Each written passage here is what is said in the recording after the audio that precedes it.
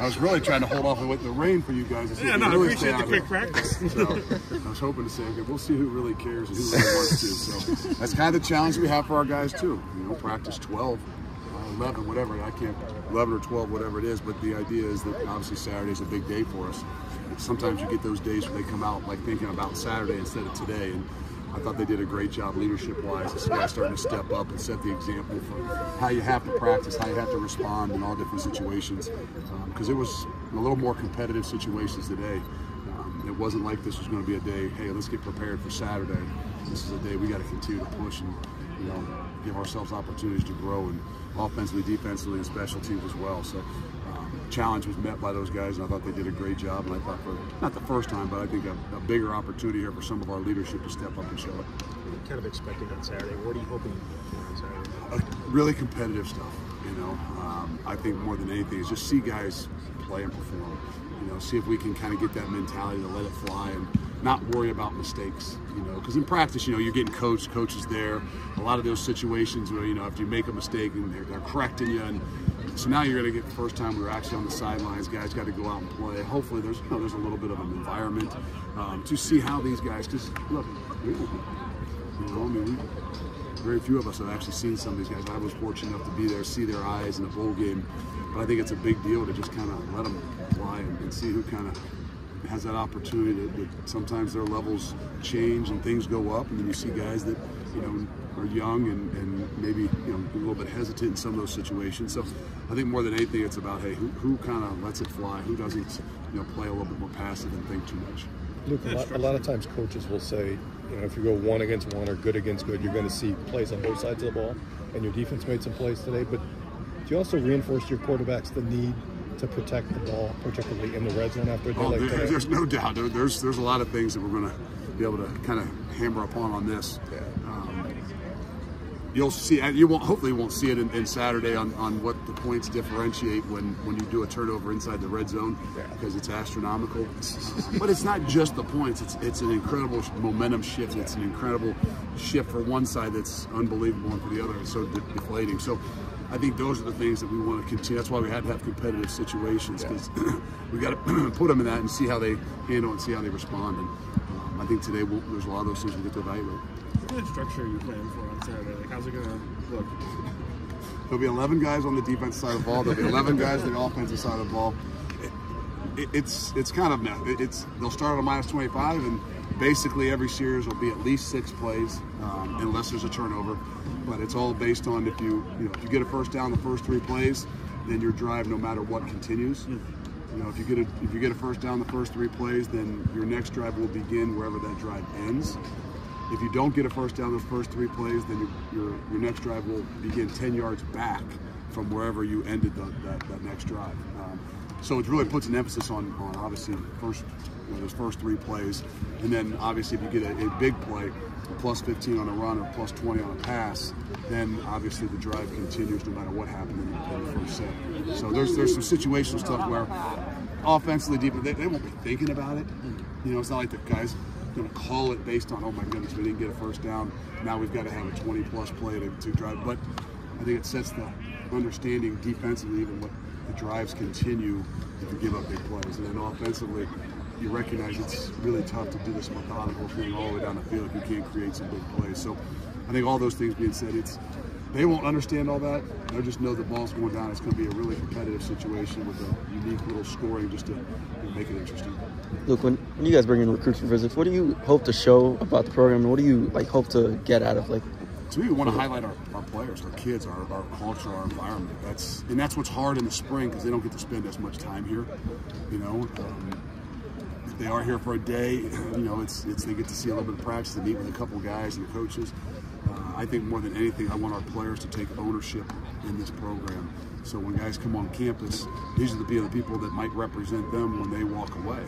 And so we want them to take pride in that. We want them to, obviously, be around these guys, but have a great influence on them positively, but also to give us some feedback, because a lot of times they'll know a little bit more about these guys the time they spend with them. So I think it's all encompassing. I think that we can draw them in the relationship with a coach, but what's going to keep them here and make them successful at doing what they do is an environment that's within that locker room. I'm guessing you guys have a pretty good idea what you have in Braylon Allen and Ches.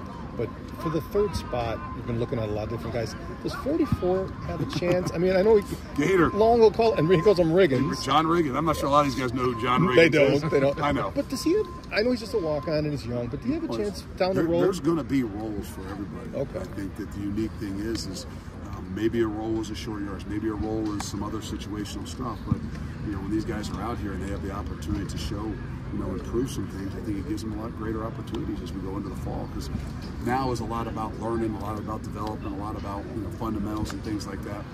Fall becomes about preparing to win football games, and so those guys have proven some things right here, him in particular, to as we get into the fall, say, okay, hey, there's a role here for guys like this. Because there might not be nearly as many opportunities in the fall, but we already have seen what it is that we need to see. You've heard about the ISO cam last few weeks, something that you brought from Cincinnati days. Just where did that start for you, and what are some of the things that you look for? Everybody has a different vision of what effort really looks like, and until you actually see some things, and, the greatest effort guy in the world, there's still somebody out there that goes a little bit more. And there's nothing like actually seeing it, right? Tell me, show me, and so when you have an opportunity to kind of focus in and see it, you can see some different things. You can see a strain level, you can see an intensity level, and I think it's amongst your peers, I think it's a really powerful thing. No matter what in your mind, how hard you think you go, all of a sudden you watch it and you recognize some things that you can do better. So I think it's twofold. I think it helps me and us understand what effort intensity looks like, but it really helps those guys kind of recognize the things that we want to see. It doesn't just happen on Saturdays. We'll do a live tackling on Saturday. So we'll go live on Saturday. I think the first half will be live for everybody. The second half, the ones will not go live. We'll just start up the second half with the ones. Otherwise, the 2s and 3s will be live. So, and it's not just who's the ones and who's the 2s, but there are some situational stuff where, okay, we don't need to see a ton of shots at Braylon and Ches and those guys. So, do we need to see him carry the ball 15 or 10 times? No, I don't think we do. But I think we get a few in there, we can do that. In the second half for some of those guys, it's not necessary for us maybe to continue to have those live situations. But I mean, as you see, it can be as physical when tackles go to the ground just by nature of the competitive spirit. With the place kicking duties, we saw Nate and some Nathaniel working there.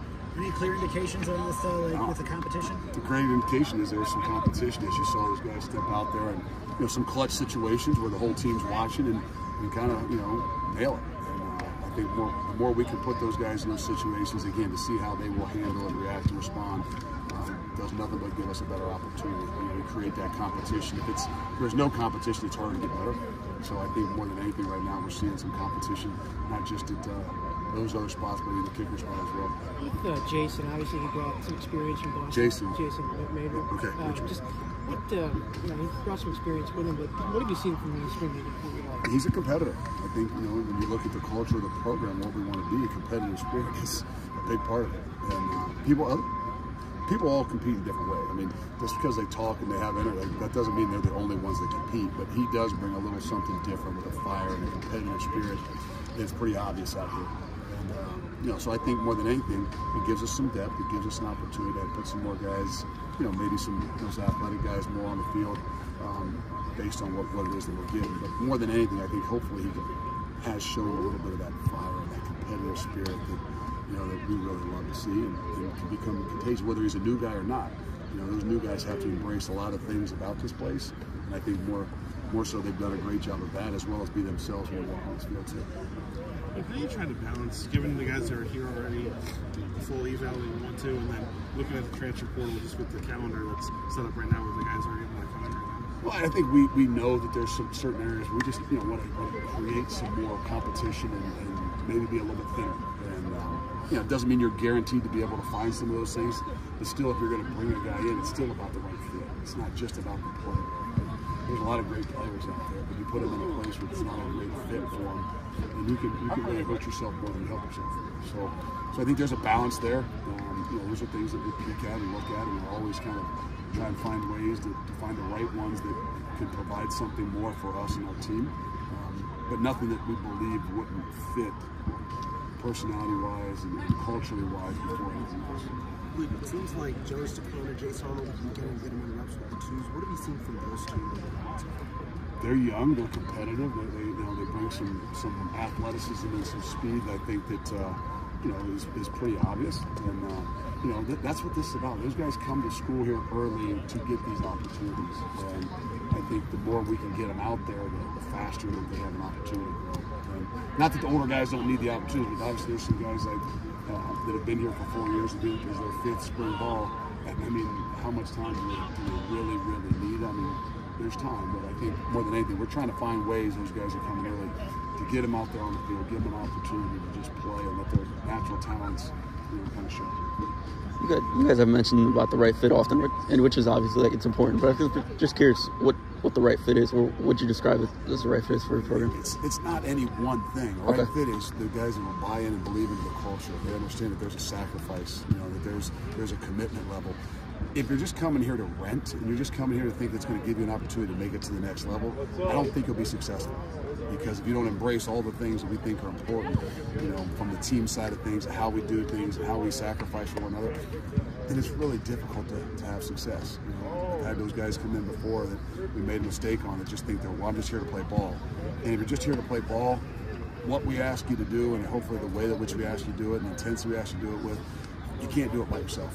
And so you're really trying to figure out, are these guys going to embrace all the things that we want the program to be about, what the history to be about. Most importantly, we don't want guys that want to be renters, and that's hard to say when you got a guy, well, I'm only going to be here for 9 months.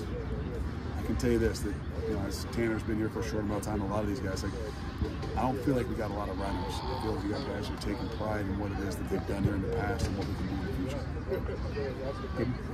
Good.